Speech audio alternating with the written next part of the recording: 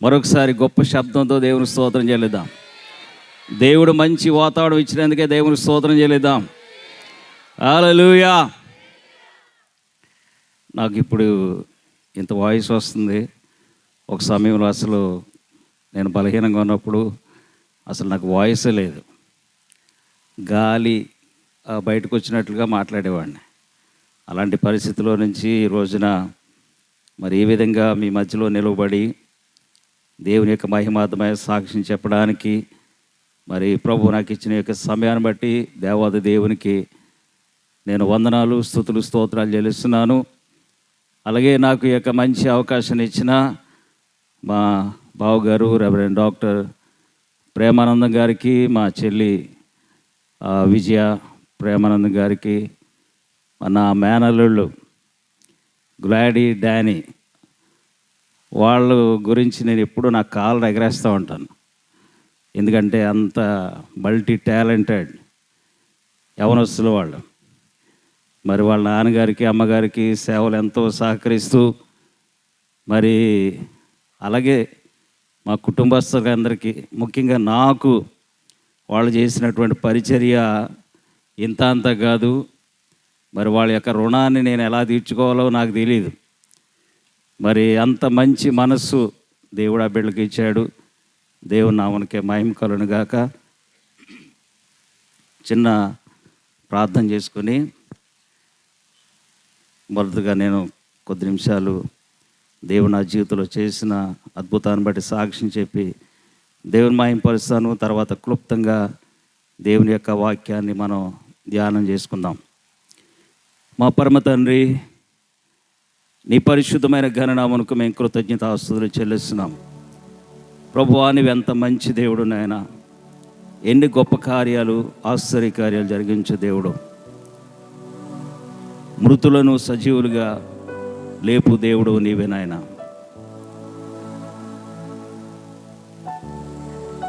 యేసయ్యా, మీరు ఈ లోకంలో ఉన్నప్పుడు చనిపోయిన వారిని తిరిగి లేపారు. గుడ్డి వారికి కళ్ళు ఇచ్చారు, కుంటి వారికి కాళ్ళు ఇచ్చారు నాయన.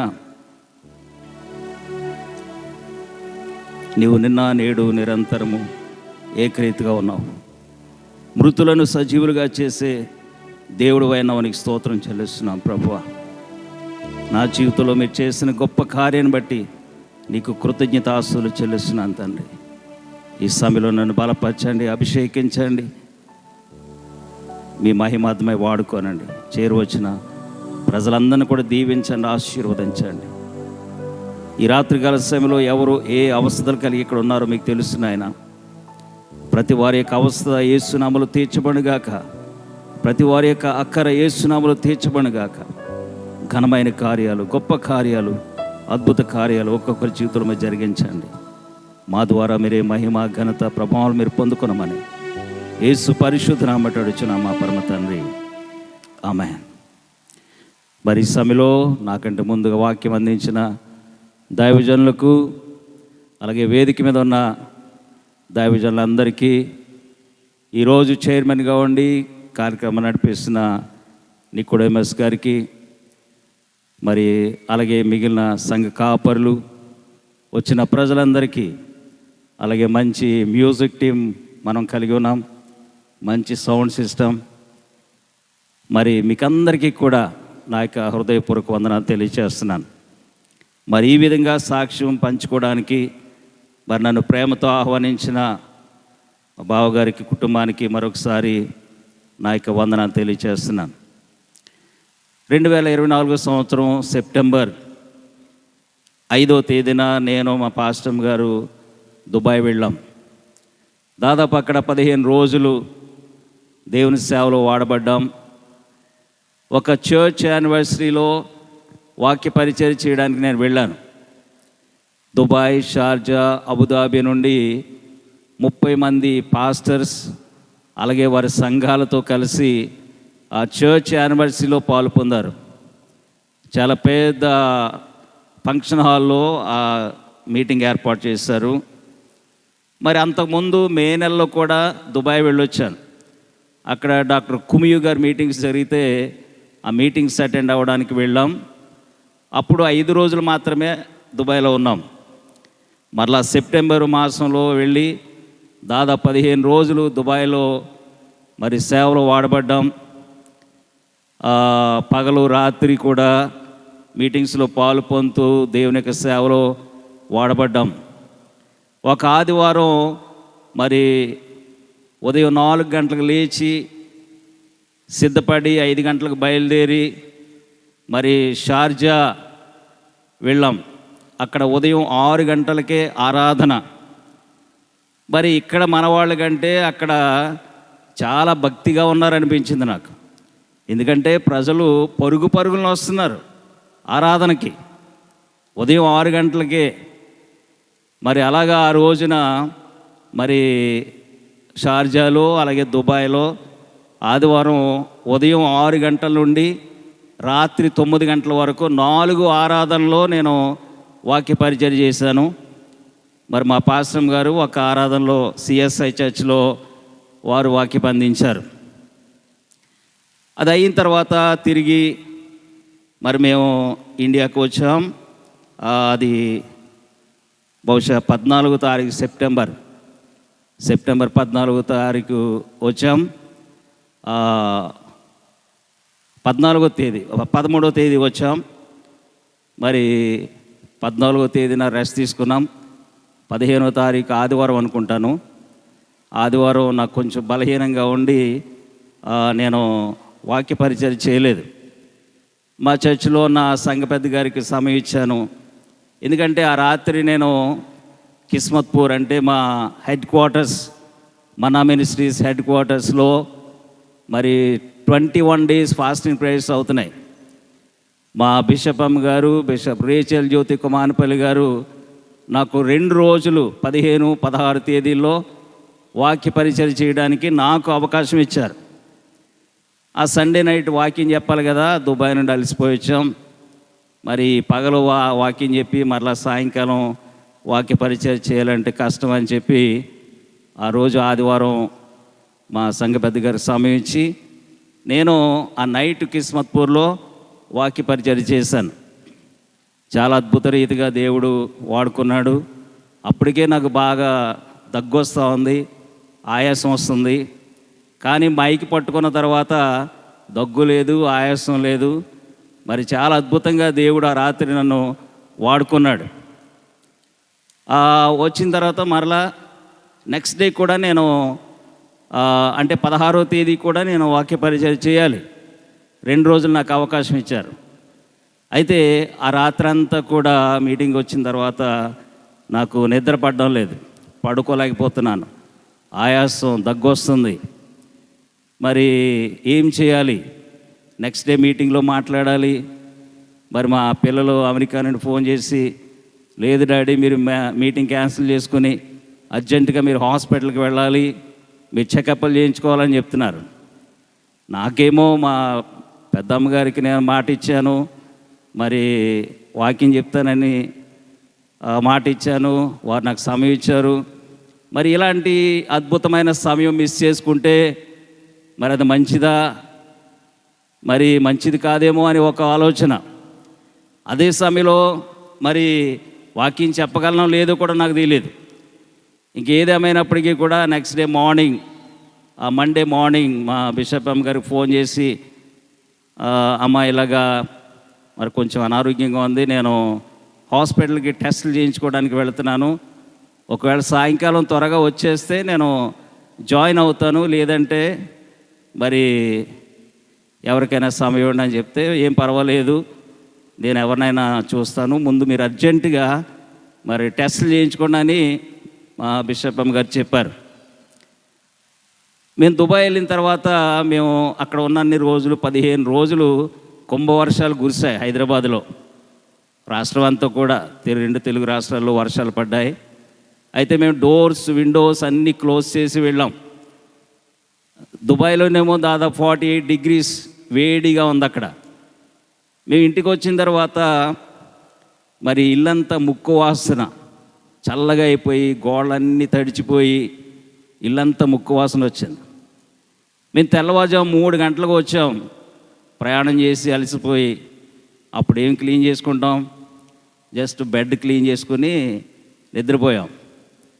ఆ ముక్కు వాసనకి, ఆ చల్లదనానికి నాకు నిమోనియా వచ్చింది. ఈ నిమోనియా వచ్చి విపరీతమైనటువంటి దగ్గు, ఆయాసం వస్తుంది. అయితే హాస్పిటల్కి వెళ్ళాను. డాక్టర్ గారు చెప్పింది ఏంటంటే, మీరు ఈరోజు ఉండాలి, నైట్కి ఉండాలి, ఎందుకంటే మీకు అన్ని టెస్టులు చేయాలి, దాదాపు 2-3 గంటలకు ఒకసారి మీకు బీపీ చెక్ చేయాలి, కాబట్టి మీరు ఈరోజు ఇంటికి వెళ్ళడానికి వీల్లేదు, ఈ నైట్ మీరు హాస్పిటల్లో ఉండాలని చెప్పారు. సరే, ఒక్క నైటే కదా, ఏముంది, ఉందామని చెప్పి మరి సంఘంలో ఎవరికి చెప్పలేదు, అమ్మ వాళ్ళకి చెప్పలేదు, జస్ట్ ఇలా చెకప్కి వెళ్తున్నాను అని చెప్పాను అంతే. అయితే ఆ రాత్రి ఉండాల్సి వచ్చింది. మధ్యాహ్నం 12 గంటలకు వెళ్ళాను నేను హాస్పిటల్కి. ఆ రాత్రి 11 గంటలకెల్లా నన్ను ఐసీలో పెట్టేశారు. ఎందుకు నన్ను ఐసీలో పెట్టారు? నేను 15 రోజులు దుబాయ్లో ఉండొచ్చాను, చక్కగా ఉన్నాను, ఏదో దగ్గు వస్తుంది, ఆయాసం వస్తుందని చూపించుకుందామని వస్తే వీళ్ళు నన్ను ఐసీలోకి ఎందుకు పంపించారని ఓ ప్రక్కనే నాకు బాధ అవుతోంది. సరే, మరి డాక్టర్స్ చెప్పిన మాట వినాలి కదా.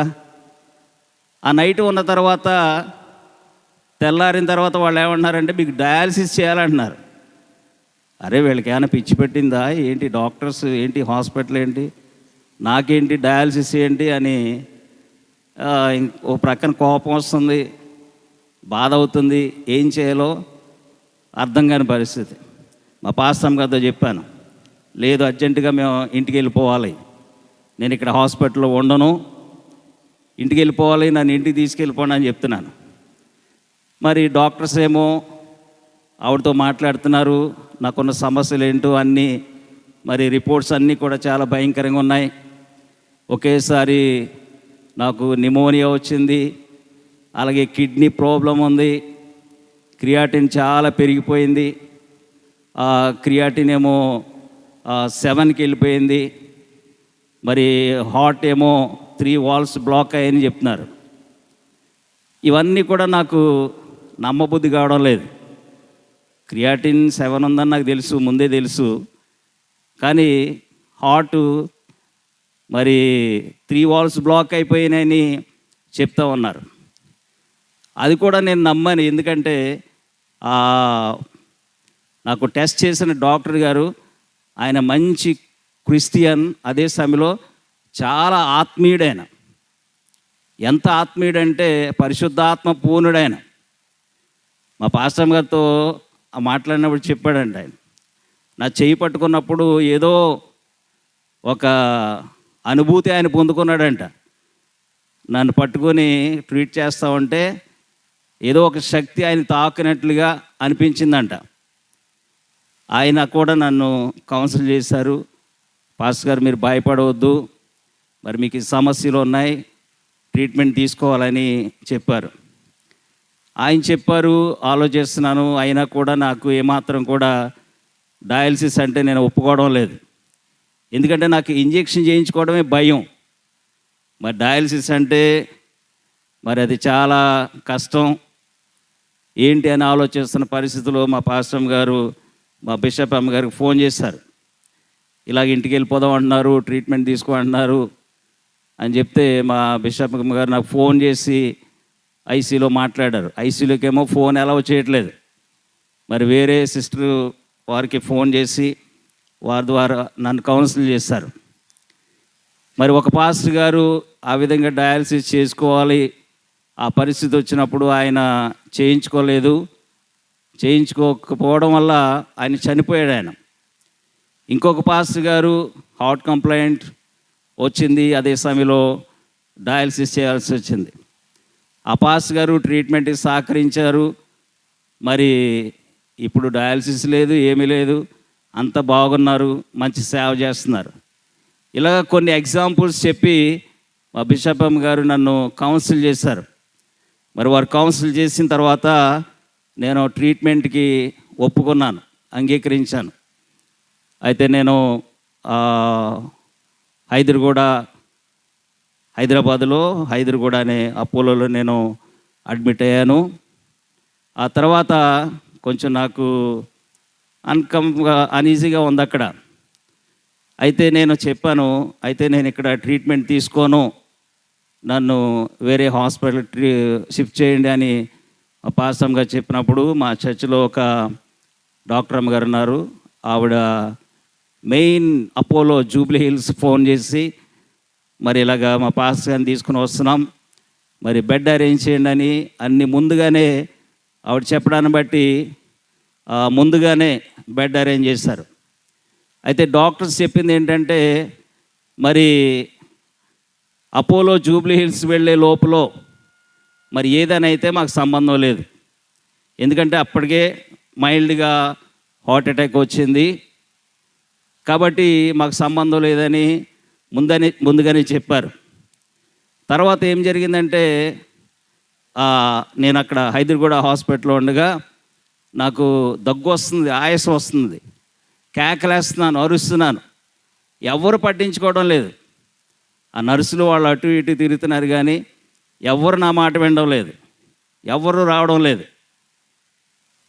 అయితే పక్కన ఒక ఆయన డయాలసిస్ టెక్నీషియన్, ఆయన చూసి విని వచ్చి అదంతా చెక్ చేశాడు, ఆక్సిజన్ లెవెల్స్ అవన్నీ చెక్ చేసి ఆయన చెప్పింది ఏంటంటే, ఈసారికి ఇలా కాదు, ఈ మాస్క్ తీసేయండి, వేరే మాస్క్ పెట్టాలి అని ఆక్సిజన్ అది ఇంక్రీజ్ చేసి పెట్టిన తర్వాత అప్పుడు నాకు సెట్ అయింది. ఒకవేళ ఆయన అక్కడ లేకపోతే ఏమాత్రం 1 నిమిషం 2 నిమిషాలు ఆలస్యమైన ఇంకా నా ప్రాణం పోతుంది అనిపిస్తుంది, నాకు నేను చనిపోతున్నాను అనిపిస్తుంది నాకు. ఎందుకంటే ఊపిరి నాకు సరిపోవడం లేదు, ఆక్సిజన్ సరిపోవడం లేదు. అయితే ఆయన వచ్చి అంతా సెట్ చేసిన తర్వాత ఓకే అయింది. తర్వాత సమయంలో మరి అంబులెన్స్లో మరి మెయిన్ జూబ్లీ హిల్స్కి నన్ను తీసుకువెళ్ళారు. అయితే వాళ్ళు అంబులెన్స్ వాళ్ళు పోలీస్ కంట్రోల్ రూమ్కి ఫోన్ చేసి, ఇలాగా సీరియస్గా ఉన్న పేషెంట్ మేము షిఫ్ట్ చేస్తున్నాం కాబట్టి మీరు హెల్ప్ చేయాలని పోలీస్ కంట్రోల్ వాళ్ళకి చెప్పినప్పుడు వాళ్ళు ఏం చేశారంటే, నేను ఉన్నటువంటి అంబులెన్స్కి ఎక్కడ కూడా ట్రాఫిక్ జామ్ అవ్వకుండా వాళ్ళు ముందుగానే ఏర్పాటు చేశారు. వాస్తవానికి పెద్ద పెద్ద మినిస్టర్స్కో లేకపోతే ఎవరెవరికో అలాంటివి చేస్తూ ఉంటారు, కానీ ఒక సామాన్యమైనటువంటి వ్యక్తికి అలాగా ట్రాఫిక్ క్లియర్ చేయడం అదంతా కూడా దేవుని యొక్క ఏర్పాటు, దేవుని యొక్క చిత్తం, దేవుని యొక్క కృప. మనలాంటి వాళ్ళని ఎవరు పట్టించుకోరు. అయితే మెయిన్ జూబ్లీ హిల్స్కి వెళ్ళిన తర్వాత అక్కడ నాకు మంచి ట్రీట్మెంట్ స్టార్ట్ అయింది. మరి అక్కడికి వెళ్ళిన తర్వాత మరి వారు చెప్పింది ఏంటంటే, తప్పనిసరిగా బైపాస్ సర్జరీ చేయాలి, మరి 3 వాల్స్ బ్లాక్ అయిపోయినాయి, ఆపరేషన్ చేయాలి అని చెప్పారు. ఒక ప్రక్కన డయాలసిస్ అవుతుంది, మరి ఒక ప్రక్కన లంగ్స్ ప్రాబ్లం ఉంది.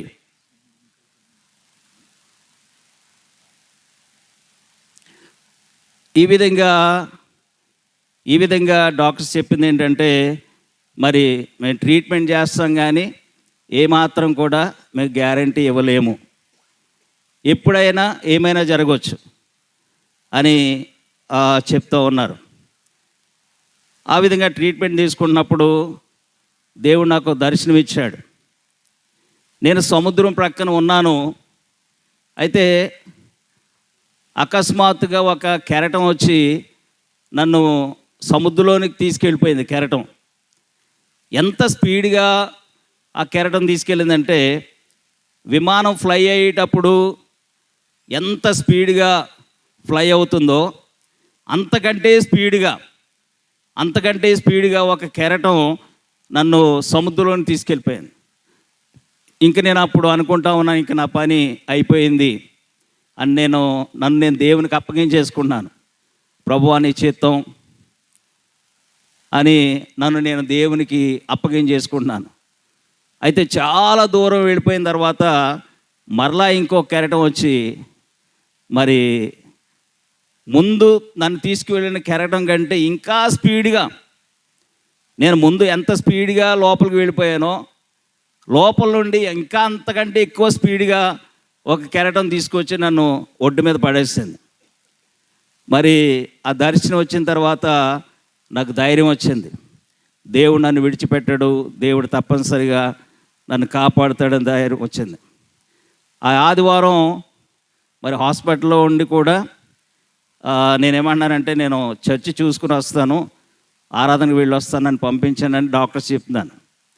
మరి డాక్టర్స్ అలా కుదరదు, వెళ్ళడానికి వీల్లేదు, మీకు ఎప్పుడు ఏం జరుగుతుందో తెలియదు, మీ హార్ట్ కంప్లైంట్ ఉంది, మీరు ఆక్సిజన్ మీదే ఉండాలి, బయటికి వెళ్ళడానికి వీల్లేదని చెప్పారు. ఈ లోపల మరి అక్కడ ఆరాధన మా సంఘ పెద్దలు జరిగిస్తూ ఉన్నారు.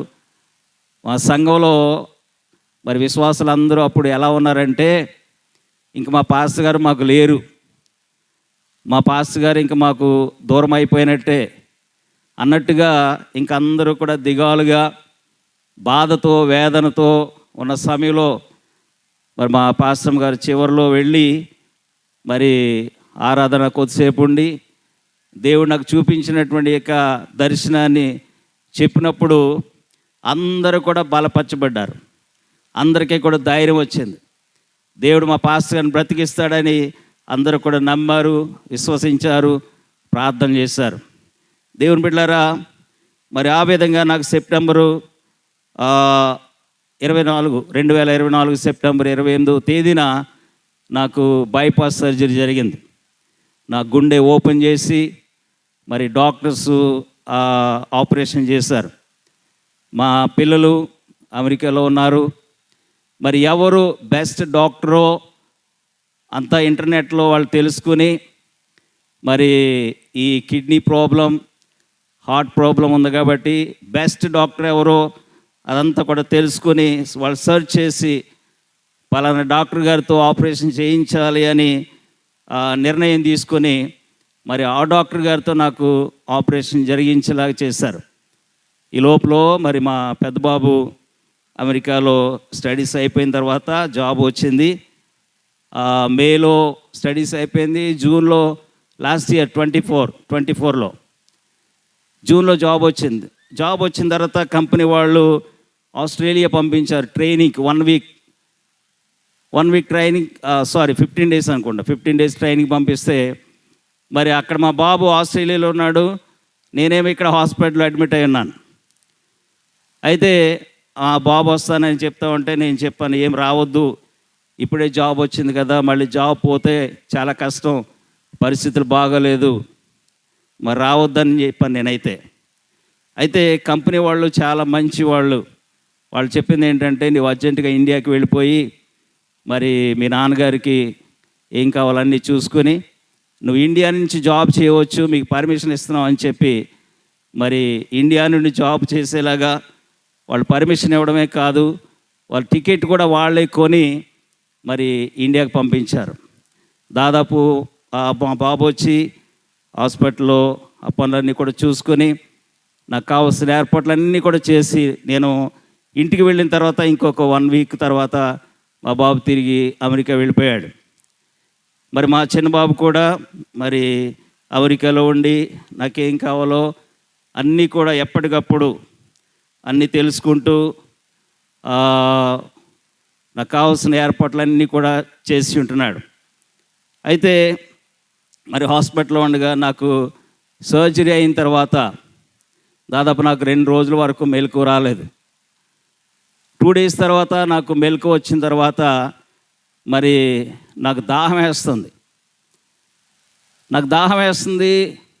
మంచినీళ్ళు అడుగుదామంటే నా నోట్లో పైపు ఉంది, మాట్లాడలేను, గాలి తప్ప మాట అనేది నా నోటి నుంచి రావడం లేదు, నాలుగు కూడా బయటికి రావడం లేదు, చెయ్యి కదుపుదామంటే చెయ్యి లేవడం లేదు, వేలు కూడా కదపడానికి అవ్వట్లేదు. అంటే నేను జస్ట్ లైక్ డెడ్ బాడీ అనమాట. డెడ్ బాడీని అలా ఉంచితే ఏ విధంగా అలాగే ఉండిపోతుందో అలాగే నాలో ప్రాణం ఉంది కానీ చెయ్యి వేలు ఏమీ కదపలేను. తల ఒక్కటే అటు ఇటు తిరుగుతూ ఉన్నది. నాకు దాహం వేస్తూ ఉంటే మరి ఎలాగ అడగాలి, నీళ్ళు అడగాలి, మంచినీళ్ళు కావాలని చెప్తే వాళ్ళు పట్టిస్తారు, చెయ్యి లేవదు, అవయవాలు ఏమీ పనిచేయడం లేదు. అయితే నా నాలుక కొంచెం మాత్రమే బయటకు వస్తుంది, కొంచెం. అయితే సిస్టర్స్ వాళ్ళు వచ్చినప్పుడు నేనేం చేస్తానంటే నాలుకతో సైగ చేస్తున్నాను, ఇలా నేను నాలుగుతో సైగ చేస్తుంటే వాళ్ళు వస్తున్నారు, చూస్తున్నారు, వెళ్ళిపోతున్నారు. ఎవరు పట్టించుకోవడం లేదు. అయితే ఒక డాక్టర్ వచ్చారు, లేడీ డాక్టర్ వచ్చింది. ఆవిడ చూసి మీకు మంచినీళ్ళు కావాలా అన్నది. అవును అన్నాను. అయితే ఆవిడ చెప్పింది ఏంటంటే, మీకు ఇప్పుడు మంచినీళ్ళు ఇవ్వకూడదు, మీ నోట్లో పైపు ఉంది, సమయం పడుతుంది మంచినీళ్ళు ఇవ్వడానికి అన్నది. సమయం పడుతుంది, ఎంత సమయం పడుతుందో నాకు తెలియదు. ఈరోజు ఉదయం నేను మంచినీళ్ళు కావాలని అడిగితే నాకు రేపు సాయంకాలం 6 గంటల ఆ టైంలో నీళ్ళు ఇచ్చారు. అంటే 24 గంటల తర్వాత నాకు కొంచెం మంచినీళ్ళు తాగించారు. అయితే ఆ పరిస్థితిలో యేసు ప్రభు యొక్క శిలువ శ్రమలు అన్నీ కూడా నాకు గుర్తొస్తూ ఉన్నాయి. కేవలం మంచినీళ్ళ కోసం నాకు ఎంత నా ప్రాణం తహతహలాడుతూ ఉంటే, యేసు ప్రభుని 39 కొరడా దెబ్బలు కొట్టారు. మరి ఆయన శరీరం అంతా కూడా గాయాలు, బాధ, నొప్పి, వేదన ప్రభు అనుభవించాడు. ఆయన దాహం అంటూ ఉంటే మరి ఆయనకు చేదు చెరకను అందించారు. మరి నా బాధలో, నా కష్టంలో, ఆ సమస్యలో ఉన్నప్పుడు నేను అర్థం చేసుకున్నది ఏంటంటే, ఎక్కువగా యేసు ప్రభు యొక్క శ్రమల గురించి నేను ఇంకా ఎక్కువ అర్థం చేసుకున్నాను. వాక్యం చదివాను, ఎన్నో ప్రసంగాలు చేశాను, కానీ దేవుడు నాకు రుచి చూపించాడు. శ్రమ అంటే ఏంటో, కష్టం ఏంటంటో దేవుడు రుచి చూపించాడు. నేను ఎక్కువగా అపోస్తలుడైన పౌలు గురించి బోధలు చేసేవాడిని, కుమ్మరి యొక్క కొండ గురించి మాట్లాడేవాడిని. కుమ్మరి కొండను చేసేటప్పుడు మరి సారి మీద ఉన్నప్పుడు చెక్క తీసుకుని కుమ్మరి కొండను చెక్కతో కొడతాడు, దెబ్బలు తింటుంది కొండ. దాన్ని చక్కగా షేప్లో చేసిన తర్వాత తీసుకుని వెళ్ళి మిట్ట మధ్యాహ్నం ఎండలో పెడతాడు. సారి మీద దెబ్బలు తిన్నది, సరిపోలేదు. మరలా యజమానుడు ఏం చేశాడంటే తీసుకెళ్ళి మిట్ట మధ్యాహ్నం ఎండలో పెట్టాడు, వేడి. సరే, నా యజమానుడు సారి మీద ఉన్నప్పుడు నన్ను కొట్టాడు, నేను దెబ్బలు తిన్నాను, మరలా తీసుకొచ్చి ఈ ఎండలో పెట్టాడు అనే బాధ కొండకు బాధపడుతుంది. సరే, ఎండిన తర్వాత విడిచిపెడతాడా అంటే లేదు. మళ్ళా ఎక్కడ తీసుకెళ్ళాడు? అగ్ని కొలువులోని తీసుకువెళ్ళాడు. అగ్నిగుండంలో, అగ్ని కొలుములో కొండను తీసుకెళ్ళి పెట్టాడు. సారి మీద దెబ్బలు తిన్నాను, ఎండలో ఎండిపోయాను, ఇది సరిపోతుంది కదా నాకు, నా యజమానుడు నన్ను విడిచిపెట్టవచ్చు కదా అనుకుంటుంది కొండ. కానీ యజమాని యొక్క ఆలోచన ఏంటి? ఈ కొండ సారి మీద దెబ్బలు తింటే సరిపోదు, ఎండలో ఎండితే సరిపోదు. కొండ ఎక్కడికి వెళ్ళాలంటే తప్పనిసరిగా అగ్నిలోనికి వెళ్ళాలి. అగ్నిలోనికి వెళ్ళకపోతే ఆ కొండకు గ్రిప్ రాదు, అది గట్టిగా అవ్వదు. ఒకవేళ ఎండలో ఎండిన కొండను తీసుకుని వచ్చి దాంట్లో నీళ్ళు పోస్తే ఆ కొండ కుప్పకూలిపోతుంది. కానీ అగ్నిలోనికి వెళ్ళిన తర్వాత, ఆ కొండ అగ్నిలో కాల్చబడిన తర్వాత ఆ కొండను బయటికి తీసుకుని వస్తే ఎన్ని వేల లీటర్లు నీళ్లు పోసినా కానీ ఆ కొండకు చలనం ఏమీ కూడా ఉండదు, ఎందుకంటే దానికి గ్రిప్ వస్తుంది. అప్పుడు ఏమవుతుందంటే ఎన్నో వేల మంది యొక్క దప్పికను ఆ కొండ తీర్చగలదు. అయితే దేవుడు నాతో మాట్లాడింది ఏంటంటే, నువ్వు పౌలు గురించి ప్రసంగాలు చేసావు, కొండ గురించి ప్రసంగాలు చేసావు, మరి ప్రసంగాలు చేస్తే సరిపోలేదు, కానీ నువ్వు కూడా టేస్ట్ చేయాలి బాబు అని దేవుడు నాతో మాట్లాడాడు. నేను హాస్పిటల్లో బెడ్ మీద ఉన్నప్పుడు దేవుడు నాకు ఒక దైవజన్ని గుర్తు చేస్తూ ఉన్నాడు. డాక్టర్ డిజిఎస్ దినకరన్ గారు. డాక్టర్ డిజిఎస్ దినకరన్ గారిని మన భారతదేశానికి దేవుడిచ్చినటువంటి గొప్ప వరం. వారు ప్రార్థన చేసినప్పుడు ఎంతోమంది రోగులు స్వస్థత పొందుకున్నారు. దేవుడు ఎన్నో అద్భుత కార్యాలు వారి ద్వారా జరిగించాడు.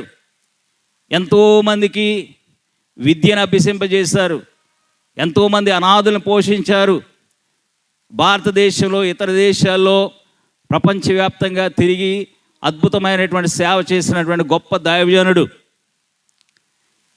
ప్రభువా, ఎందుకు మరి డీజీఎస్ దినకరన్ గారు నాకు జ్ఞాపకం చేస్తున్నావు అని అడిగితే, మరి ఒకప్పుడు డీజీఎస్ దినకరన్ గారు చెప్పిన సాక్ష్యం నాకు గుర్తు వచ్చింది.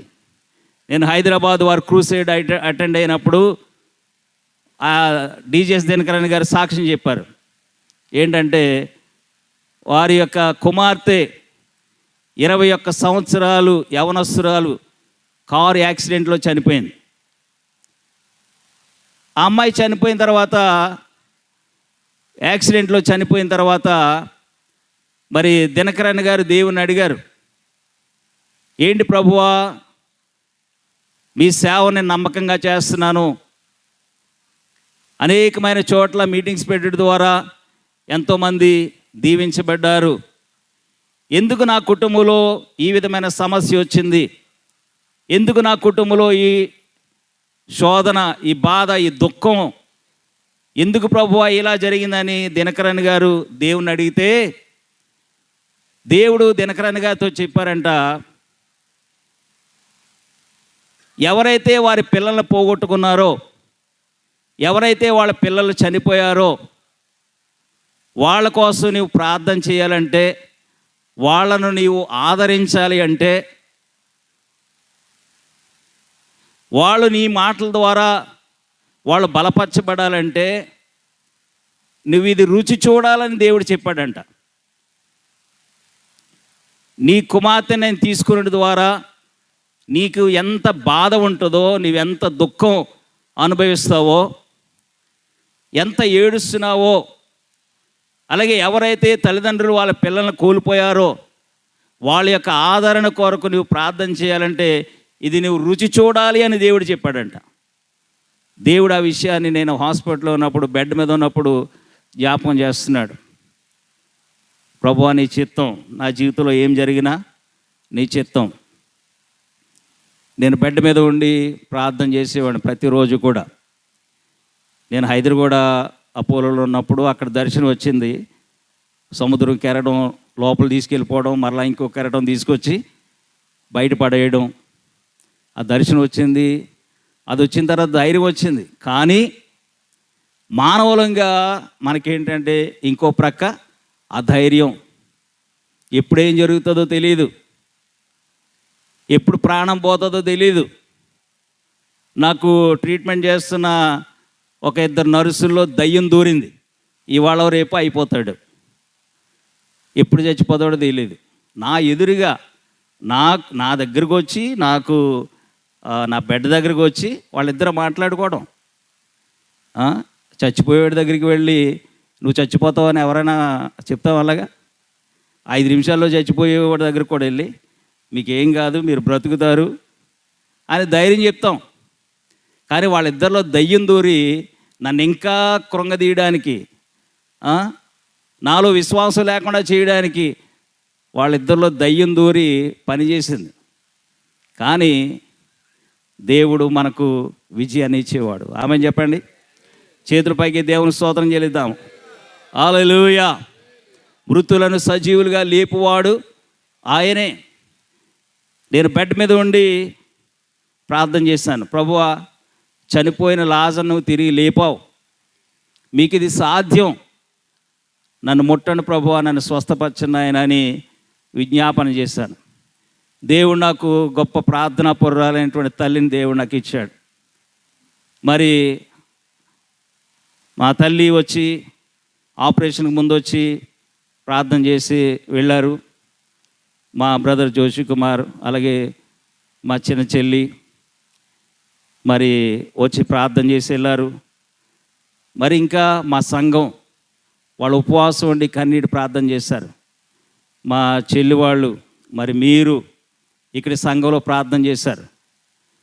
మరి దాదాపు ప్రపంచవ్యాప్తంగా, మేము అంతకుముందే దుబాయ్లో వచ్చాం కదా, అక్కడ వాట్సాప్ గ్రూప్లో అన్నీ చూసి అరే పాస్టర్ గారు పోయిన వారం మన దగ్గర పరిచయం చేసి వెళ్ళారు కదా, మంచిగా ఉన్నారు, ఇప్పుడు ఏమైందని వాళ్ళు అక్కడ దుబాయ్లో ఉన్న సంఘాలు, కెనడాలో మాకు తెలిసిన వాళ్ళు, ఆస్ట్రేలియాలో మాకు తెలిసిన వారు, అలాగే అమెరికాలో, అలాగే ఇండియాలో మొన్న మా మన్నా మినిస్ట్రీ సంఘాలు మా బిషప్ అమ్మ గారు మన గ్రూప్లో పెట్టినప్పుడు దాదాపు 1500 సంఘాల్లో ఉన్నటువంటి పాస్టర్స్ వాళ్ళ సంఘాలు, మరి ఇంకా ఇతర దేశాల్లో ఉన్నటువంటి మాకు తెలిసిన వారు వాళ్ళ యొక్క ప్రేయర్ గ్రూప్స్, మరి నిజంగా కొన్ని లక్షల మంది ప్రార్థన చేశారు నా కోసం.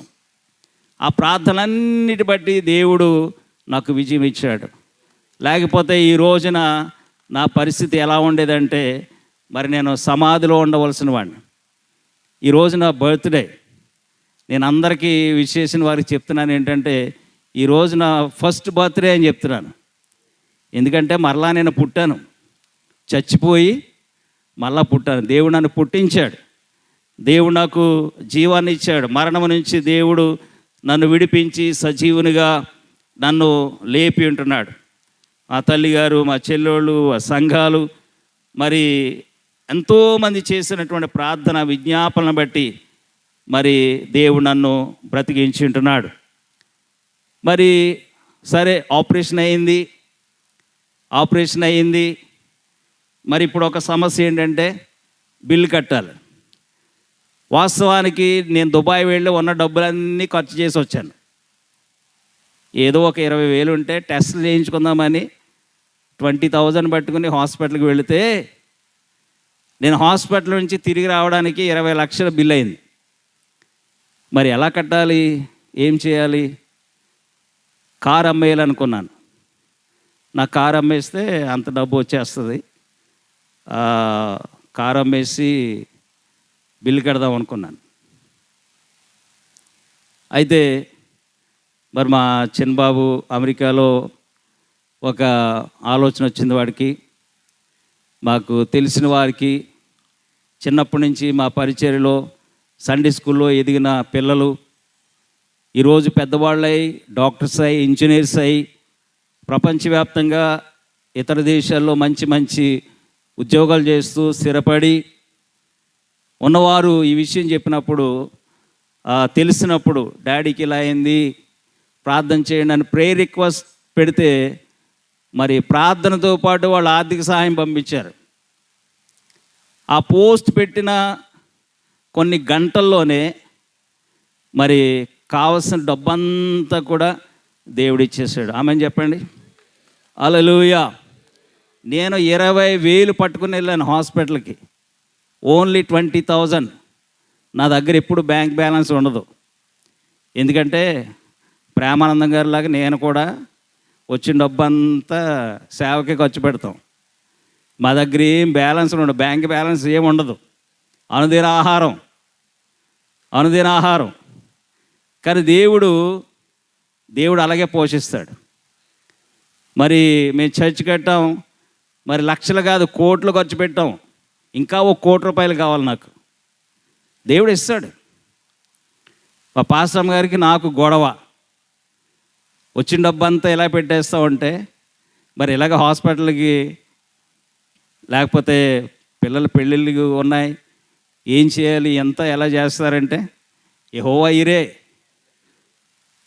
ఈరే అని అంటూ ఉండేవాడిని. దేవుడు అదే జరిగించాడు. కారు అమ్మకుండా, ₹1 అప్పు చేయకుండా దేవుడు సహాయం చేశాడు. అందరూ దేవుని స్తోత్రం చెల్లిద్దాం, హల్లెలూయా. 20,000 పట్టుకొని హాస్పిటల్కి వెళితే 20 లక్షల బిల్లు కట్టి తిరిగి వచ్చాను. అయితే నేను చెప్పాను, మా బాబుతో చెప్పాను, ఒరే నేను ఇంటికి వెళ్ళేటప్పుడు డిశ్చార్జ్ అయిన తర్వాత నేను అంబులెన్స్లో రాను, మన కారులోనే వస్తాను. ఎందుకంటే మన కారు అమ్మకుండా దేవుడు సహాయం చేశాడు కాబట్టి మన కారులోనే నేను వస్తానని చెప్పాను. మరి మా పాస్టర్ గారు నా దగ్గరకు వచ్చినప్పుడు ఐసీలో ఎవరిని రానిచ్చేవారు కాదు. ఆవిడ వచ్చినప్పుడల్లా నేను ఏడ్చేవాడిని, మన బిల్లు ఎలా కట్టాలి, మరి ఎంత పెద్ద హాస్పిటల్కి తీసుకొచ్చారు, ఇక్కడ అందరూ ఎమ్మెల్యేస్, ఎంపీస్, పెద్ద పెద్ద ధనవంతులు ట్రీట్మెంట్ తీసుకునే స్థలం ఇది, మరి మనం ఎలా బిల్లు పే చేయాలి అని నేను బాధపడేవాడిని.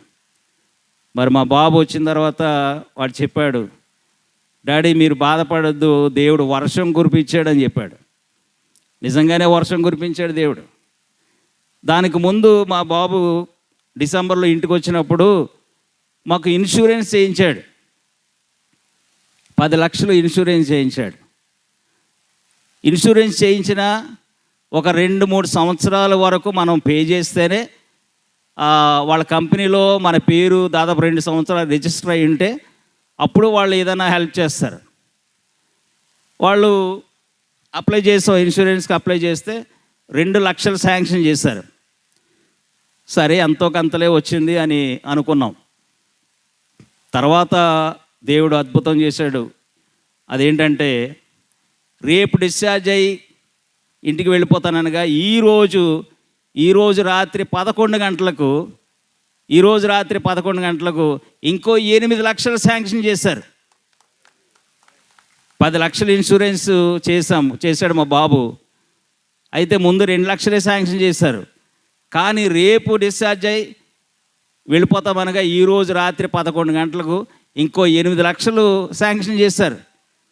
డాక్టర్స్ ఆశ్చర్యపోయారు, ఏంటి మీకు ఎలా జరిగింది, ఎలా ఇచ్చారు అని మరి ఆశ్చర్యపోయారు. తర్వాత ఇంక 10 లక్షలు ఇచ్చేశారు కదా అని ఇంక మేము ఏమీ కూడా అప్లై చేయలేదు. తర్వాత డయాలసిస్కి ఇంకా వేరే ట్రీట్మెంట్కి 3 లక్షలు మేము ఖర్చు పెట్టాం. కానీ మా బాబు చెప్పాడు, ఒకసారి మీరు వాళ్ళని అడిగి చూడండి, అప్లై చేయండి అని, డయాలసిస్ కూడా మీరు అప్లై చేయండి అని చెప్తే మరి అప్లై చేసిన 1 అవర్కి వాళ్ళు ఇంకో ₹1,00,000 శాంక్షన్ చేశారు. మరి ఈ డయాలసిస్కి అవసరమైనట్టు సర్జరీ దానికి 80,000 వాళ్ళు బిల్ చేశారు హాస్పిటల్ వారు. ఆ 80,000 కూడా వాళ్ళు ఇన్సూరెన్స్ వాళ్ళు ఇచ్చేశారు. మరి ఇప్పటికీ వాళ్ళు ఇస్తూనే ఉన్నారు, డయాలసిస్కి ఫ్రీ ట్రీట్మెంట్ అవుతూ ఉన్నది. దేవుని కార్యాలు ఎలా ఉంటాయి చూడండి. దేవుడు ఎన్ని అద్భుతాలు చేసేవాడు. నన్ను సజీవునిగా ఆయన కాపాడడం మాత్రమే కాదు, కానీ ప్రతి అవస్థను కూడా దేవుడు తీర్చి ఉంటున్నాడు. ప్రతి ఒక్క అక్కరను దేవుడు తీరుస్తూ ఉన్నాడు. మరి ఆ సమయంలో మరి మా సంఘానికి వచ్చి ప్రేమానంద గారు మా సంఘాన్ని బలపరిచారు. మరి ఇక్కడ వారి కుటుంబాన్ని విడిచిపెట్టి మరి గ్లాడీ నా దగ్గరే ఉన్నాడు. మరి మా చెల్లి డానీ కుటుంబం అంతా కూడా వచ్చి అక్కడ ఉన్నారు. మరి ఇక్కడ సంఘాన్ని విడిచిపెట్టి మరి మా దగ్గరికి వచ్చి ఆ సమయంలో సంఘాన్ని వారెంతో బలపరిచారు. వాళ్ళు మరి సంఘాన్ని ధైర్యపరిచారు, మా పిల్లల్ని ధైర్యపరిచారు, నన్ను ధైర్యపరిచారు, నాకు పరిచయం చేశారు. గ్లాడీ ఓ ప్రక్కనే, ప్రేమానంద గారు ఓ ప్రక్కన ఉండి నన్ను బెడ్ మీద నుంచి లేపి బాత్రూమ్ తీసుకెళ్ళేవాళ్ళు, మరలా తీసుకొచ్చి పడుకోబెట్టాలి.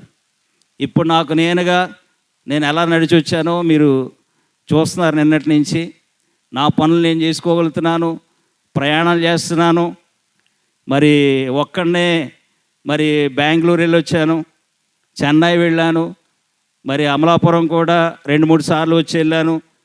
ఈ విధంగా ప్రయాణాలు చేస్తున్నాను. ఒకప్పుడు మరి నన్ను వేరేవారు బెడ్ మీద నుంచి లేపాలి, పడుకోబెట్టాలి, బాత్రూమ్ తీసుకువెళ్ళాలి, తీసుకురావాలి.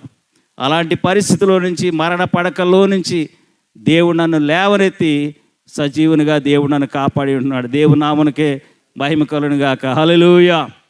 మరి ఆ సమయంలో గ్లాడీ దాదాపు 3 నెలలు నాతో ఉండి, మరి ఆ 3 నెలలు దాదాపుగా గ్లాడీ నిద్రపోలేదని చెప్తాను నేను. ఎందుకంటే నేను పగలు రాత్రి కూడా దగ్గుతూ ఉండేవాడిని. ఇంటికి వచ్చిన తర్వాత కూడా ఆయాసం వచ్చేది. ఇంటికి వచ్చిన తర్వాత కూడా ఆక్సిజన్ పెట్టుకునేవాడిని.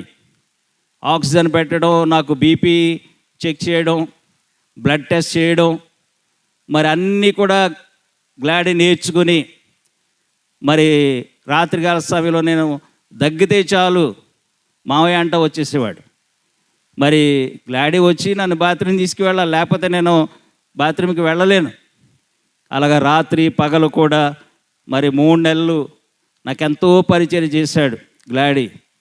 అలాగే డానీ కూడా, వీళ్ళిద్దరూ కూడా మరి వాళ్ళ రుణాన్ని నేను ఎప్పటికీ తీర్చుకోలేను. అంత గొప్ప పరిచర్య వాళ్ళు చేశారు. మా పిల్లలు దూరంలో ఉన్నప్పటికీ కూడా మరి వీళ్ళే మా పిల్లల్లాగా మరి వాళ్ళు నన్ను ట్రీట్ చేశారు, పరిచర్య చేశారు. దేవుడు ఎవరి బిడ్డలను దీవించి ఆశీర్వదించను గాక. మరి వీళ్ళిద్దరిని బట్టి కూడా నేను చాలా గర్విస్తూ ఉంటాను. మరి ఇవాళ రేపు ఏదో ఒక తలాంతి ఉంటే వాళ్ళని పట్టుకోలేము, ఫోజులు కొడుతూ ఉంటారు. మరి అలాంటి గర్వం కానీ లేకపోతే ఏది కూడా వాళ్ళలో లేదు. ఎంతో వినయం, వాళ్ళ డాడీ మమ్మీకి ఎంతో గౌరవిస్తూ మరి పరిచర్యలో సహకరిస్తూ చక్కగా చదువుకుంటూ ఎంతో గౌరవాన్ని కుటుంబాన్ని తీసుకొస్తున్నారు. మరి దేవుడు ఆ బిడ్డలు మీకుగా దీవించి ఆశీర్వదించును గాక. మరి చెప్పడానికి చాలా మరి విషయాలు ఉన్నాయి కానీ మరి సమయం లేదు కదా. మరి వర్ష ఆటంకాన్ని బట్టి మరి కొంత ఆలస్యమైంది. మరి మనం త్వరగా వెళ్ళిపోవాలి కదా, ఆలస్యం అవుతుంది. దేవుని చిత్తమైతే మరలా ఎప్పుడైనా ఇంకా మరి కొన్ని విషయాలు నేను పంచుకుంటాను. దేవుడి సాక్ష్యాన్ని దీవించి ఆశీర్వదించును గాక. ఆమేన్. ముఖ్యంగా నా కోసం ప్రార్థన చేసిన మీకు అందరికీ కూడా నా ప్రత్యేకమైన హృదయపూర్వక వందనాలు తెలియచేస్తున్నాను. మరి చిన్న వాక్య భాగాన్ని చదువుకొని మనం ముగించేసుకుందాం.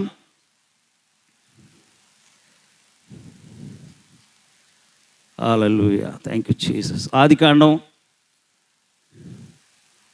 దానికి ముందుగా దేవుడు నేను ఒక ప్రశ్న అడిగాను. ఎందుకంటే నాకు ఎందుకు ఈ బలహీనత వచ్చింది ప్రభువా, నేను ఎవరి విషయంలో కూడా అన్యాయం చేయలేదు, లేకపోతే ఎవరిని బాధ పెట్టలేదు, ఎవరికి కష్టపెట్టలేదు.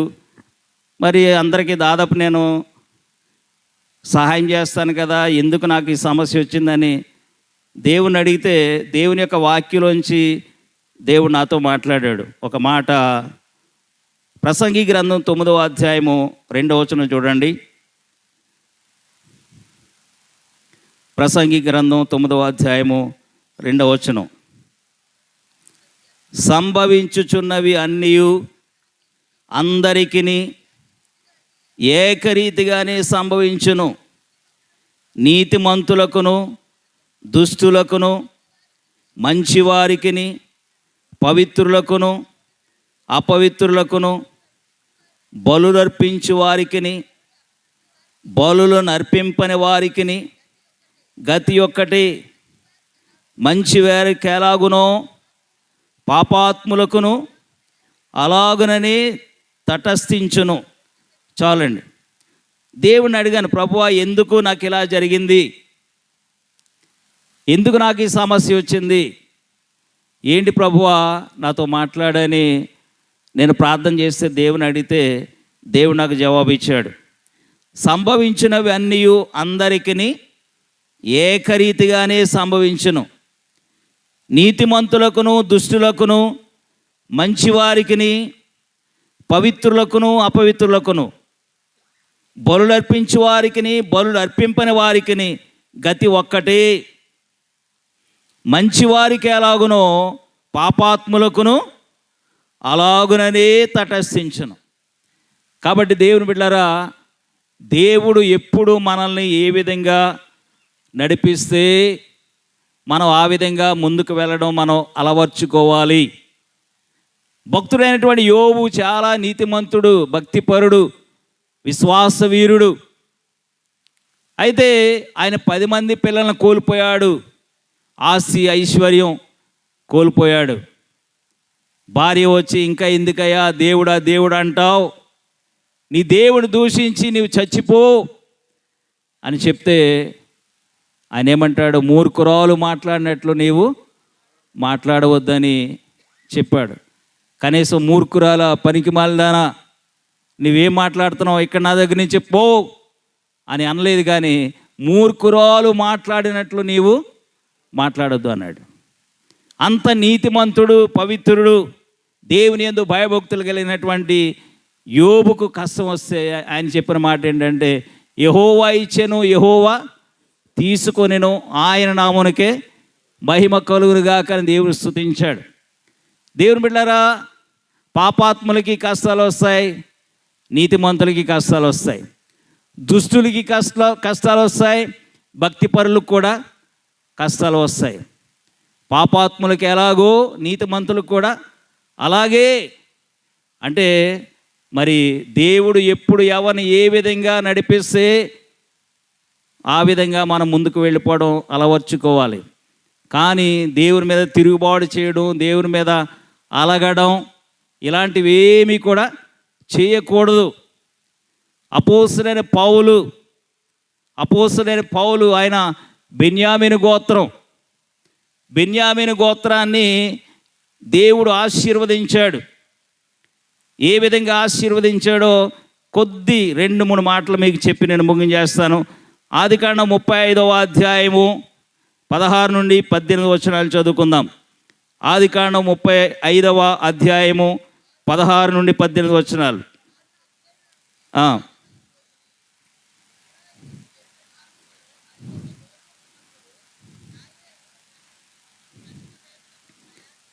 Okay, thank you. అవన్నీ మనకు సమయం సరిపోదు. 49వ అధ్యాయము 27వ వచనం చూడండి. ఆదికాండం 49వ అధ్యాయము 27వ వచనం. బెన్యామీను చీల్చునట్టి తోడేలు, అతడు ఉదయమందు ఎరను తిని అస్తమయమందు. చూడండి, యాకోబు తండ్రి అయినటువంటి యాకోబు ఆ కుమారులందరినీ కూడా ఆశీర్వదిస్తున్నాడు. పెద్ద కుమారుడు రూబేను, షిమ్యోను, మరి లేవి, యోదాను, ఇలా అందరినీ కూడా దేవుడు యాకోబు ఏం చేస్తున్నాడంటే ఆశీర్వదిస్తున్నాడు. వాళ్ళ యొక్క భవిష్యత్తు ఎలా ఉండబోతుంది, ఏ విధమైన కార్యాలు వీరి ద్వారా జరగబోతున్నాయి, దేవుడు యాకోబు ద్వారా 12 గోత్రముల వారికి ఆశీర్వాదం ఇచ్చాడు. ఇక్కడ బెన్యామీను దగ్గరికి వచ్చేసరికి యాకోబు ఆశీర్వదిస్తున్నాడు. ఏమనంటే, మరొకసారి వాక్యం చదవమ్మా. బెన్యామీను చీల్చునట్టి తోడేలు, అతడు ఉదయమందు ఎరను తిని అస్తమయమందు దోపుడు సొమ్ము పంచుకొనును. ఈ విధంగా తండ్రి ద్వారా దీవించబడ్డాడు. తండ్రి ద్వారా బెన్యామీను ఆశీర్వదించబడ్డాడు. అలాగే మరొక వ్యక్తి బెన్యామీనును ఆశీర్వదించాడు. ద్వితీయోపదేశకాండం 33వ అధ్యాయము 12వ వచనంలో మనం చూసినప్పుడు, ద్వితీయోపదేశకాండం 33వ అధ్యాయము 12వ వచనం, బెన్యామీను గూర్చి ఇట్లా నేను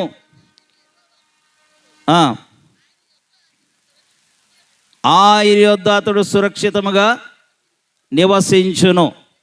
చాలండి. ఇక్కడ దైవజనుడైనటువంటి మోషే కూడా బెన్యామీను ఆశీర్వదిస్తున్నాడు. బెన్యామీను ఏమి ఆశీర్వదిస్తున్నాడు అంటే, యెహోవా మాత్రము వాని నడిపించును, అన్యుల యొక్క దేవుళ్ళలో ఏ దేవుడును ఆయనతో కూడా ఉండలేడు.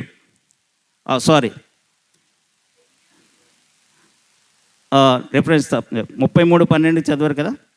ఓకే చదువున్నాం. బెన్యామీను గూర్చి ఇట్లా నేను, బెన్యామీను యెహోవాకు ప్రియుడు, ఆయన యొద్ద అతడు సురక్షితంగా నివసించును, దినమెల్లా ఆయన అతనికి ఆశ్రయమగును, ఆయన భుజముల మధ్య అతడు నివసించును. చాలు. బెన్యామీను ఎక్కడ నివసిస్తున్నాడంటే దేవుని యొక్క భుజాల మధ్య. అంటే బెన్యామీను ఎక్కడ ఉన్నాడంటే దేవుని యొక్క భుజాల మీద ఉన్నాడు. మన పిల్లలు మనం ఎక్కడ పెట్టుకుంటామండి? వాళ్ళ భుజాల మీద మోస్తాం. ఎందుకంటే మన పిల్లలంటే మనకు ప్రేమ. మన పిల్లల కంటే ఎక్కువ ఎవరు? కాబట్టి దేవుడు బెన్యామీనును మోస్తున్నాడు. అంటే ఆ విధంగా దేవుడు నిన్ను ఆశీర్వదించబోతున్నాడు అని మోషే ద్వారా దేవుడు బెన్యామీను గోత్రానికి ఇచ్చినటువంటి ఆశీర్వాదం. అలాగే న్యాయాధిపతుల గ్రంథం 5వ అధ్యాయము 14వ వచనం చదవండి. న్యాయాధిపతుల గ్రంథము 5వ అధ్యాయము 14వ వచనం.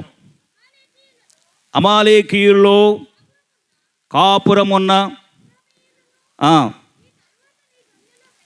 నీ తరువాత నీ జనులు బెన్యామీనీయులను మాకీరు నుండి న్యాయాధిపతులను జెబులూనీయుల నుండి నాయక దండము వహించువారును వచ్చును.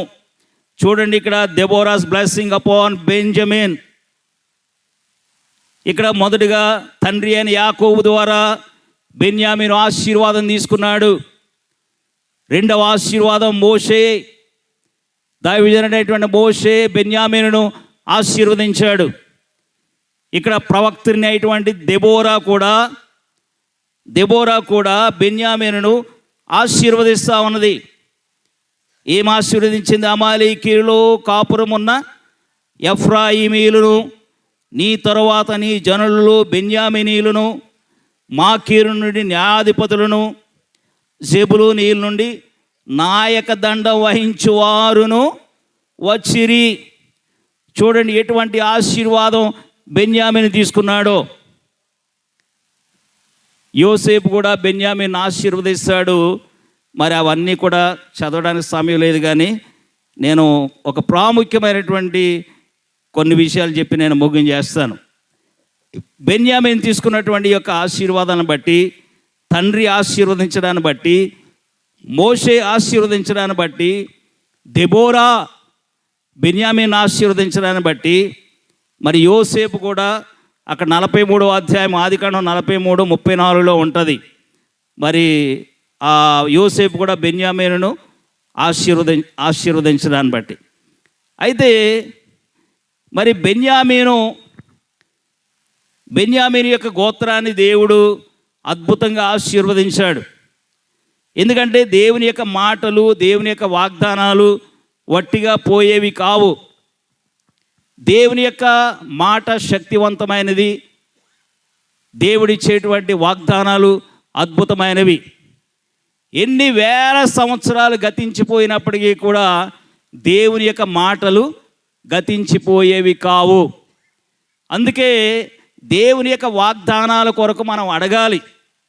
మన కొరకు, మన పిల్లల కొరకు, ప్రభువా నీ వాగ్దానం నాకు అనుగ్రహించు నాయన అని దేవుణ్ణి మనము అడగవలసి ఉన్నది. ఈ బెన్యామీను యొక్క తల్లి పేరు ఎవరండి? తెలియదు ఎవరికి? చెప్పండి, కరెక్టే చెప్పమ్మా.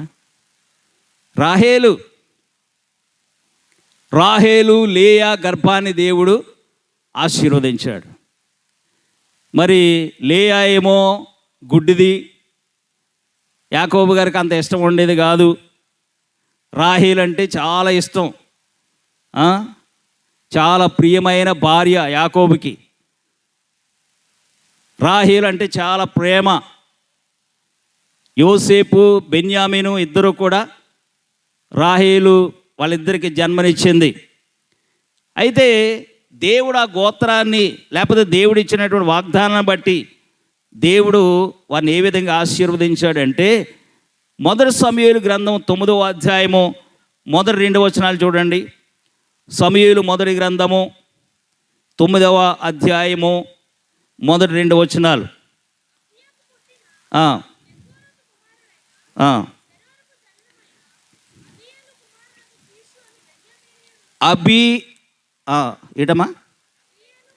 అబియేలు కుమారుడగు కీషు అను బెన్యామీనీయుడు ఒకడు ఉండెను. కీషు భాగ్యవంతుడగు ఒక బెన్యామీనీయుడు.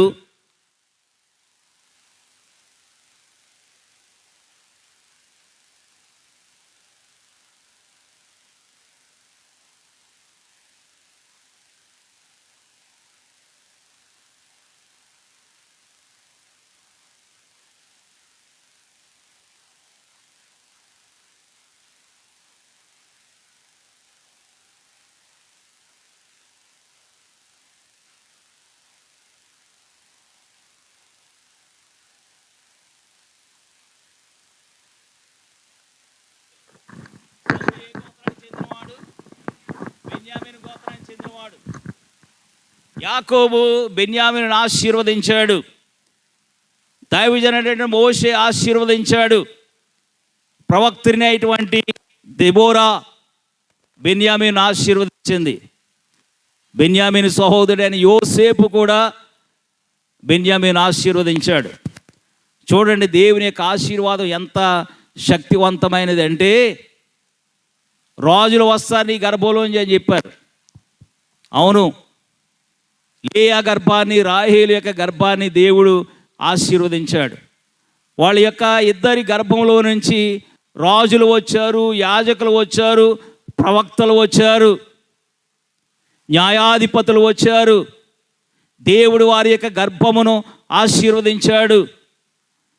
లేయా గుడ్డిది, యాకోబుకి ఇష్టం లేకపోయినప్పటికీ కూడా, యాకోబు ద్వారా లేయా ప్రేమించబడకపోయినప్పటికీ కూడా దేవుడు లేయాను ప్రేమించాడు. ఎందుకంటే గుడ్డివాళ్ళని, కుంటివాళ్ళని, బలహీనులని, ధనహీనులని మనం వ్యత్యాసం చూపిస్తాం. దేవునికి అటువంటి వ్యత్యాసం ఏమీ కూడా లేదు. దేవుని దృష్టిలో అందరూ సమానమే. ధనవంతులైన, ధనహీనుడైన, బలవంతుడైన, బలహీనుడైన దేవుడు అందరినీ ఒకే రీతిగా ప్రేమిస్తున్నాడు. అయితే ఇక్కడ బెన్యామీను యొక్క గోత్రం ఏ విధంగా దీవించబడిందంటే, ఇశ్రాయేలీయులకు మొట్టమొదటి రాజును ఇచ్చింది బెన్యామీను గోత్రం. He provided Israel's first king Saul. మొట్టమొదటి రాజు, ఇశ్రాయేలుకు మొట్టమొదటి రాజు ఏ గోత్రం నుండి వచ్చాడంటే బెన్యామీను గోత్రం నుండి వచ్చాడు. ఎస్తేరు గ్రంథం 2వ అధ్యాయము 5 నుండి 7 వచనాలు త్వరగా చదవండి. ఎస్తేరు గ్రంథం 2వ అధ్యాయము 5 నుండి 7 వచనాలు.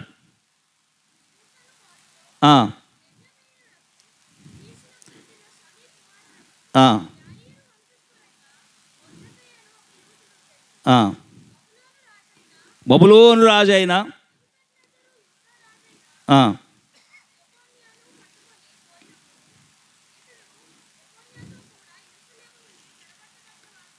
అమ్మ 2వ అధ్యాయము 5 నుండి 7 వచనాలు చదువుతున్నావా? ఎస్తేరు గ్రంథం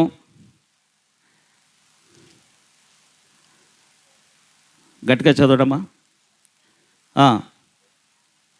అమ్మ ఇంకొంచెం గట్టిగా చదవలేవా? షూషాను కోటలో షిమీ కుమారుడుగు,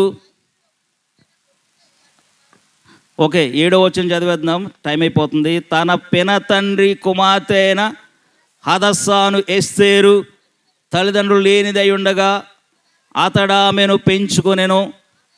ఆమె అందమైన రూపమును సుందర ముఖమును గలదై ఉండెను. ఆమె తల్లిదండ్రులు మరణము పొందిన తరువాత మొర్దెకై ఆమెను తన కుమార్తెగా స్వీకరించెను. చూడండి, ఇక్కడ ఎస్తేరు అనగా నక్షత్రం అని అర్థం. ఈ ఎస్తేరు ఏ గోత్రం నుండి వచ్చిందంటే బెన్యామీను గోత్రం నుండి వచ్చింది. He provided Israel's first queen Esther. బెన్యామీను గోత్రం మరి మొట్టమొదటి రాణిని ఇచ్చింది బెన్యామీను గోత్రం. హైదరాబాదులో ఇప్పుడు అందాల పోటీలు జరుగుతున్నాయి. ప్రపంచంలో ఉన్న సుందరీమణులందరూ కూడా హైదరాబాద్లో ఉన్నారు ఇప్పుడు. మరి ఎస్తేరు ముందు వీళ్ళెవ్వరూ కూడా పనికిరారు, సాటి రారు. ఎస్తేరు యొక్క అందం కానీ, ఆమె యొక్క మరి బాహ్య సౌందర్యం, అంతరంగ సౌందర్యం ఎవ్వరికి రాదు, ఎవ్వరూ లేరు. అటువంటి గొప్ప రాణిని ఎవరిచ్చారంటే బెన్యామీను గోత్రం ఇచ్చింది. ఎందుకో తెలుసా? తండ్రి ద్వారా దీవించబడ్డాడు బెన్యామీను, మోషే ద్వారా దీవించబడ్డాడు, ప్రవక్తరినటువంటి దెబోరా ద్వారా దీవించబడింది, అలాగే ఆయన అన్న అయినటువంటి యోసేపు కూడా దీవించాడు. కొంతమంది ఏమంటారు తెలుసా? మాకు దేవుని దయ ఉంటే చాలండి అంటారు. దేవుని దయ ఉంటే సరిపోతా నీకు?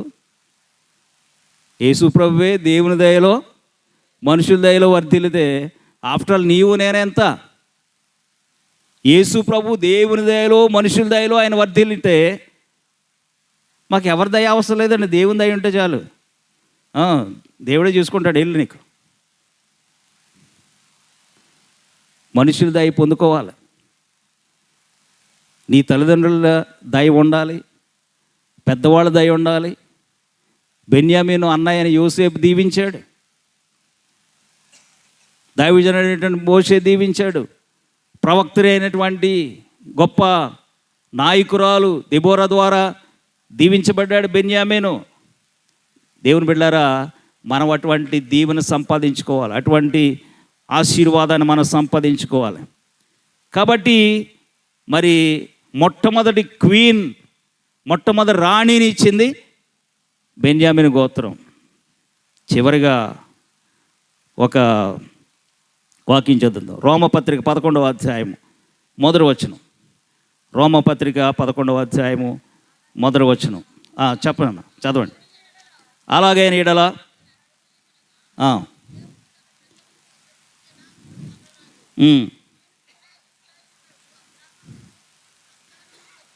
అలాగైన ఎడల నేను అడిగినదేమనగా, దేవుడు తన ప్రజలను విసర్జించిన అట్లన రాదు. నేను కూడా ఇశ్రాయేలీయుడను, అబ్రహాము సంతానమందలి బెన్యామీను గోత్రమునందు పుట్టిన వాడను. చాలండి.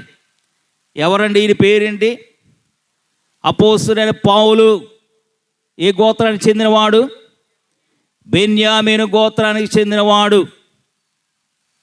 భక్తులు ఏం చెప్పారు? నీ గర్భంలో నుండి రాజులు వస్తారు, నాయక బృందం వస్తుంది. ప్రవచనం నెరవేరిందా లేదా? నక్షత్రం యాకోబులో నుండి ఉదయించునని బిలాము ప్రవచించాడు. ఇక్కడ బెన్యామీను ఆశీర్వదించబడ్డాడు. మరి యాకోబు ఎప్పటివాడు? బెన్యామీను ఎప్పటివాడు? అపోస్తలుడైన పౌలు ఎప్పటివాడు? ఎన్ని వేల సంవత్సరాలు మధ్యలో గ్యాప్ ఉంది.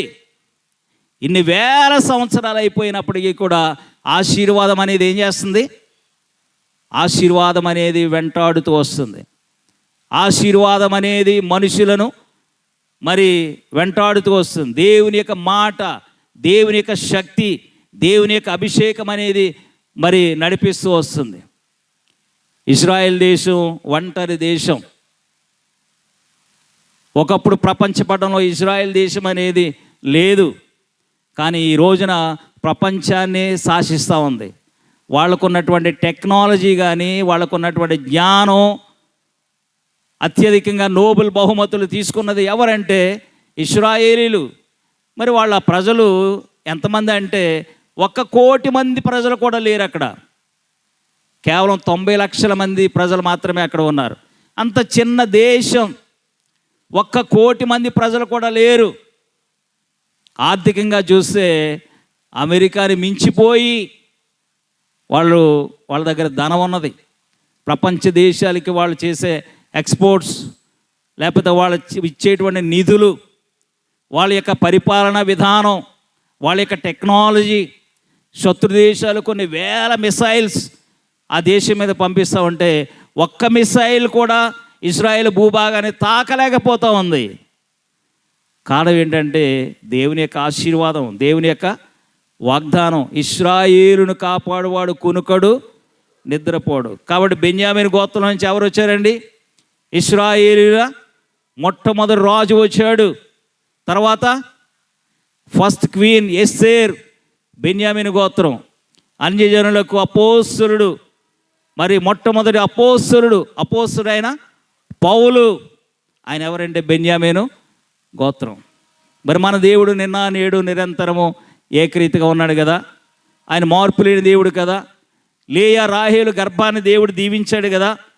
మరి దేవుడు నీ గర్భాన్ని ఆశీర్వదించాలని, నీ గర్భఫలాన్ని దీవించాలని, నీ కుటుంబాన్ని దీవించాలని, ఆత్మీయ ఇశ్రాయేలులను కూడా మనం కూడా ఈ ఆశీర్వాదాల్లో పాలు పొందాలని దేవుని యొక్క ప్రణాళిక ఏంటా ఉన్నది, దేవుని యొక్క ఉద్దేశం ఏంటా ఉన్నది. మరి మన గర్భంలోంచి ఎవరు రావాలి? బానిసలు రావాలా? వెట్టి చాకరీ చేసేవాళ్ళు రావాలా? కూలి పని చేసుకునే వాళ్ళు రావాలా? ఎవరు రావాలి చెప్పండి? మీ నోటి మాటను బట్టి మీకు జరుగును గాక. మరి ఏం చెప్తారో చెప్పండి. దేవుని ఏం అడుగుతారో అడగండి. ప్రవక్తలు రావాలని చెప్పండి, అపోస్తులు రావాలి, సంఘ కాపులు రావాలి, ప్రార్థనా పరులు రావాలి, విశ్వాస వీరులు రావాలి, దేశాన్ని పరిపాలించే నాయకులు రావాలి. ఏం కోరుకుంటారు మీరు? మీరు ఏం కోరుకుంటే అదే జరుగుతుంది. మీరు ఏం ఆశపడితే అదే జరుగుతుంది. మరి దేవుని ఏది అడిగితే అదే జరుగుతుంది. అపోస్తలుడైన పౌలు గారు శ్రమల గురించి నేను ప్రసంగాలు చేస్తే దేవుడు చెప్పాడు, బాబు నువ్వు ప్రసంగాలు చేస్తే సరిపోదు, నువ్వు కూడా వెళ్ళాలి, కొలువులోకి వెళ్ళాలని దేవుడు చెప్పాడు. పంపించాడు. మరలా ఆయనే బయట తీసుకొచ్చాడు. దేవుని నామమునకే మహిమ కలుగును గాక. హల్లెలూయా. దేవుని బిడ్డలారా, మరి మీరు కూడా ఏ పరిస్థితిలో కూడా భయపడవద్దు, దిగులు చెందవద్దు. సమస్యలు రావడం సహజమే, కష్టాలు రావడం సహజమే. అయితే వాటన్నిటిలో నుంచి కూడా దేవుడు మనల్ని విడిపించి స్వస్థపరిచి మనకు ఆరోగ్యాన్ని ఇచ్చి ఆయన యొక్క మహిమార్థమే వాడుకునే గొప్ప దేవుడు అయినాడు. సమస్త ఘనత మహిమ ఆయనకే చెల్లునుగాక. ఆమేన్. ఒక్క క్షణం లేచి నిలబడండి. వెంటనే కళ్ళు మూసుకొని 2 చేతులు ప్రభు వైపు చాపి మరి మీ బిడ్డల కోసం ప్రార్థన చేయండి, మీ కుటుంబం కోసం ప్రార్థన చేయండి. మీ పిల్లలు ఏ విధంగా ఉండాలని మీరు ఆశపడుతున్నారు? మరి దేవుని యొక్క సేవకులుగా, దేవుని ఆరాధికులుగా, ప్రార్థనా పరులుగా, విశ్వాస వీరులుగా వారు మార్చబడాలని మీరు ఆశపడుతున్నారా? మీరు ఆశపడితే తప్పనిసరిగా దేవుని అడగండి. ఎవ్వరు అటు ఇటు చూడొద్దు, ఎవ్వరు కళ్ళు తెరవద్దు. విశ్వాసంతో అడగండి, విశ్వాసంతో అడగండి. మనం ముగించేసుకున్నాం. ఒక్క 5 నిమిషాలు హల్లెలూయా నోళ్ళు తెరిచి ప్రార్థన చేయండి అమ్మా. ఎవరు మౌనంగా ఉండవద్దు, ఎవరు మౌనంగా ఉండవద్దు. Thank you Jesus, thank you father. Hallelujah, hallelujah. Yesu నీ పాదాలకు వందనాలు, స్తోత్రాలు చెల్లిస్తున్నాం తండ్రి. కృపా కనికరం గల దేవుడు నీవే ప్రభువా. ఆశ్చర్యకార్యాలు జరిగించే దేవుడు నీవే నాయన. దేవా ఇక్కడ ప్రతి బిడ్డను దర్శించండి. యేసు నామములో స్వస్థత వచ్చును గాక, యేసు నామములో స్వస్థత వచ్చును గాక. ప్రతి బలహీనత యేసు నామములో పోవును గాక, ప్రతి బలహీనత యేసు నామములో పోవును గాక. ప్రతి ఆర్థిక సమస్య యేసు నామములో పోవును గాక. ఓ ప్రతి సాతాను కార్యముల నుంచి దేవా మీరు విడిపించమని మేము ప్రార్థిస్తున్నాం. In the name of Jesus. Hallelujah, hallelujah. స్వరములెత్తి ప్రార్థన చేయండి, దేవుని అడగండి. దేవుడు గొప్ప కార్యాలు మీ కుటుంబంలో చేయబోతున్నాడు. మీ పిల్లల జీవితాల్లో దేవుడు అద్భుతాలు చేయబోతున్నాడు. ఘనమైన కార్యాలు దేవుడు చేయబోతున్నాడు. యేసు నామమునకే మహిమ కలుగును గాక, యేసు నామమునకే మహిమ కలుగును గాక, యేసు నామమునకే మహిమ కలుగును గాక. సమస్త ఘనత మహిమ నీకే యేసయ్యా. ఓరి మారాదారా శాందారా రామారా సీఖా మామా. హల్లెలూయా, హల్లెలూయా, హల్లెలూయా. ప్రభువాని పవిత్రమైన పాదములకు స్తోత్రాలు చెల్లిస్తున్నాం. నీవే మా విమోచకుడు తండ్రి, నీవే మా రాజు తండ్రి. ఓ మమ్మల్ని స్వస్థపరచు దేవుడు నీవే నాయన. ఎటువంటి బలహీనత అయినా, ఎటువంటి సమస్య అయినా, ఎటువంటి రోగమైన ప్రభువా నాయన మీరు మమ్మల్ని ముట్టి బలపరిచే దేవుడు నామమునకు స్తోత్రం చెల్లిస్తున్నాం. ఓ రిమారాదారా శాందారా ఖమారాదారా సీమ. హల్లెలూయా, హల్లెలూయా, హల్లెలూయా, హల్లెలూయా. హల్లెలూయా, హల్లెలూయా, హల్లెలూయా, హల్లెలూయా.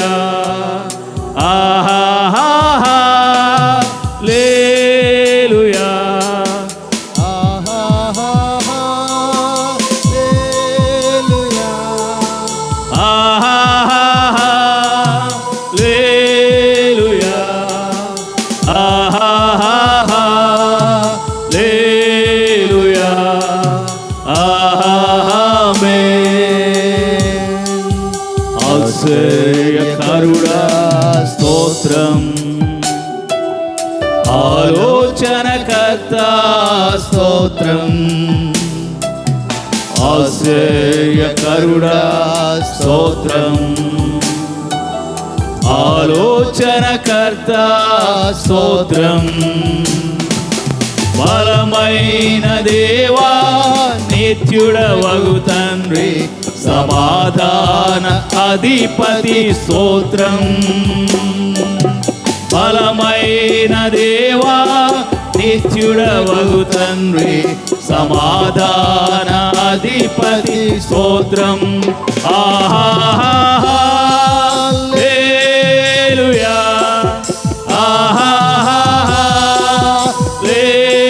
హల్లెలూయా, హల్లెలూయా,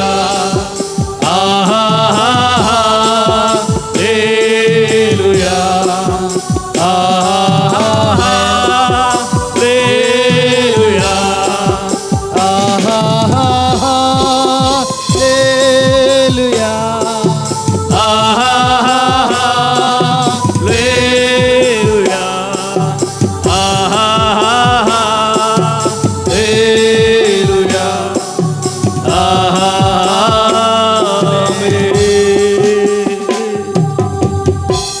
దేవుని బిడ్డలారా, మన దేవుడు నిన్న నేడు నిరంతరం ఏకరీతిగా ఉన్నాడు. ఇశ్రాయేలు 12 గోత్రములను ఆశీర్వదించిన దేవుడు మన మధ్యలో ఉన్నాడు. ఆయన మన కుటుంబాలను దీవించే దేవుడు, మన బిడ్డలను ఆశీర్వదించే దేవుడు.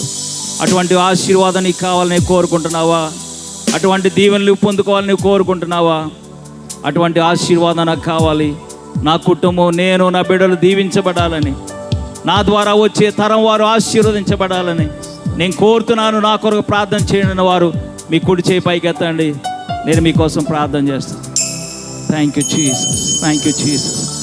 మా పరమ తండ్రి, నీకు వందనాలు. సకల ఆశీర్వాదములకు కారణభూతుడైన మా ప్రియ పరలోకపు తండ్రి, నీ పరిశుద్ధమైన పాదములకు స్తోత్రం చెల్లిస్తున్నాం. యేసయ్యా, ఈ రాత్రికాల సమయంలో మీరు నన్ను నిలువబెట్టి ప్రభువా మీరు వాడుకున్న విధానం బట్టి నీకు స్తోత్రం చెల్లిస్తున్నాం. దేవా, సమాధి గోతులో నుంచి మీరు నన్ను విడిపించారు. ఆనాడు చనిపోయిన లాజరును నువ్వు తిరిగి లేపారు. ఈనాడు ప్రభువా నన్ను బలపరిచి స్వస్థపరిచి నన్ను కూడా మరణం నుంచి తప్పించిన ఆయన ఈరోజు నీ సాక్షిగా నిలబడే కృప ఇచ్చారు. దేవా, ఇశ్రాయేలు ప్రజలు మీరు ఎన్నుకుని ఏర్పాటు చేసుకుని 12 గోత్రముల వారిని ఆశీర్వదించి ఉంటున్నావు. రాహేలు లేయ గర్భాన్ని నువ్వు దీవించి ఉంటున్నావు తండ్రి. వారి యొక్క గర్భంలో నుండి రాజులు, యాజకులు, ప్రవక్తలు, న్యాయాధిపతులు వారి గర్భంలో నుండి వచ్చారు నాయన. ఇదిగో ఈనాడు ఆత్మీయ ఇశ్రాయేలుగా మేము కూడా అదే ఆశీర్వాదాన్ని మేము పొందుకోవాలి, అదే దీవెన మేము పొందుకోవాలి నాయన. అటువంటి ఆశీర్వాదం ఈ ప్రజలందరిపై మీరు కుమ్మరించండి. ఇక్కడున్న ప్రతి బిడ్డను, ప్రతి కుటుంబాన్ని, ఈ సంఘాన్ని మీరు దీవించమని మేము ప్రార్థన చేస్తున్నాను తండ్రి. మీకు గొప్ప కార్యాలు, ఆశ్చర్య కార్యాలు, అద్భుత కార్యాలు ఒక్కొక్కరి జీవితంలో మీరు జరిగించండి ప్రభువా. ఈనాడు ఇశ్రాయేలు దేశం ఒంటరి దేశం. శత్రువులు దాడి చేయాలని, ఇశ్రాయేలు దేశాన్ని సమాధుల తోటగా మార్చాలని దుష్టుడు ఎన్ని ప్రణాళికలు కలిగి ఉన్నప్పటికీ కూడా మీరు ఇశ్రాయేలుని కాపాడుతున్నారు. మీకు వందనాలు. అవును నాయనా, ఆత్మీయ ఇశ్రాయేలునిగా మమ్మల్ని చంపాలని, నాశనం చేయాలని దుష్టుడు ఎన్ని పన్నాగములు పన్నినప్పటికీ కూడా మీరు మమ్మల్ని కాపాడుతున్నారు. భవిష్యత్తులో మీరు మమ్మల్ని కాపాడబోతున్నారు. మమ్మల్ని మీరు విస్తరింప చేయబోతున్నారు.